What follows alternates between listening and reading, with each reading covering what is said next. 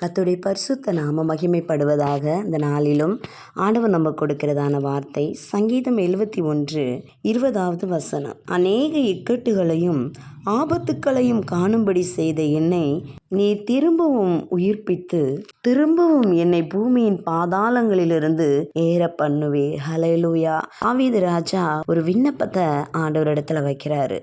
அநேக ஆபத்துக்களையும் துன்பங்களையும் கடந்து வரும்படி எனக்கு செய்தீர் ஆண்டவரே. அந்த இக்கட்டுகள் இன்னல்ல இருந்து மறுபடியும் என்னை உயிர்ப்பிக்க வேண்டும் என்று ஆண்டவரிடத்தில் விண்ணப்பம் செய்கிறார். உங்களால் மட்டும்தான் ஆண்டவரே என்னை இப்படிப்பட்ட ஆபத்துக்கள்ல இருந்து மறுபடியும் மீட்டெடுக்க முடியும் என்பதை உணர்ந்து ஆண்டவரிடத்தில் விண்ணப்பிக்கிறார்.